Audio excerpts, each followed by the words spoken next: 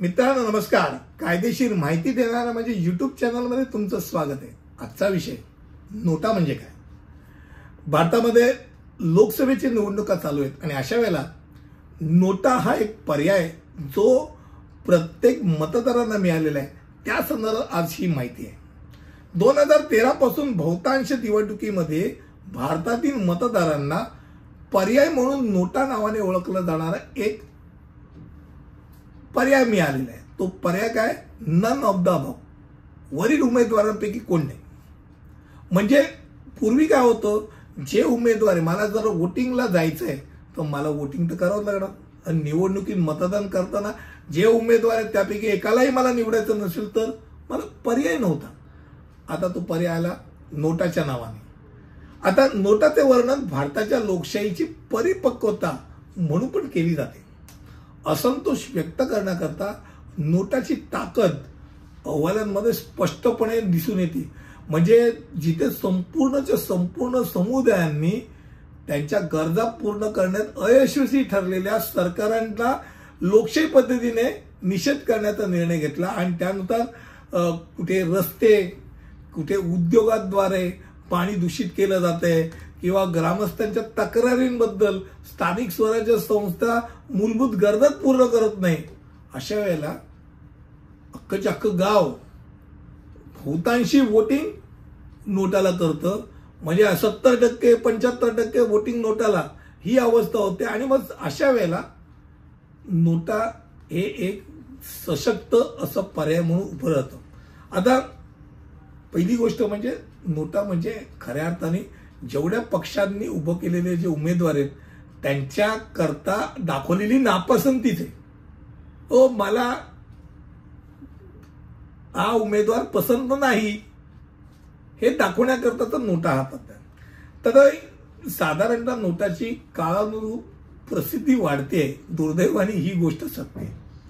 नोटाला बहुमत मिळवण्यात यश आलेलं नाही, परंतु त्याची ओळख झाल्यापासून अनेक निवडणुकांमध्ये नोटाला मिळालेल्या मतांची संख्या अनेक मतदारसंघातील विजयाच्या फरकापेक्षा जास्त आहे. म्हणजे समजा 5,000च्या फरकाने समजा उमेदवार जिंकला असेल, नोटाला समजा 8,000 असेल तर 8,000 समजा द्वितीय क्रमांकाच्या उमेदवार मिळाला असतो तो जिंकला असता. एवढा फरक महत्वाचा त्या नोटामध्ये येतं. आता महाराष्ट्र राज्याच्या निवडणूक आयोगाने मात्र एक सशक्त निर्णय घेतला की ज्यात गेल्या 2 वर्षापासून स्थानिक स्वराज्य संस्थांच्या निवडणुकांचा अभ्यास केला गेला आणि असे त्यांना आढळून आलं की अनेक ठिकाणी रोष व्यक्त करण्याकरता 50%हून जास्त मतदारांनी नोटालाच वोटिंग केलेले. मग ही बाब लक्षात घेऊन महाराष्ट्राच्या राज्य निवडणूक आयोगाने हा निर्णय घेतला, कायद्यात सुधारणा केली की 2018 नंतर नोटाला जर निवडणुकीत जास्तीत जास्त मतं मिळाल्यास पुन्हा निवडणुका घेतल्या जातील असा त्यांनी निर्णय घेतला. आता हा साधारणतः आदेश जो आहे तो महानगरपालिका, नगर परिषद किंवा नगर पंचायतीच्या निवडणुकीकरता लागू होतो. तात्काळ प्रभावाने तो लागू झालेला आहे.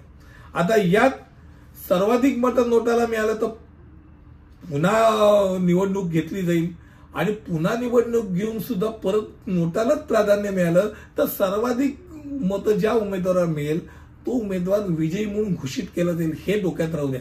तर सलग सतत नोटा नाही होणार.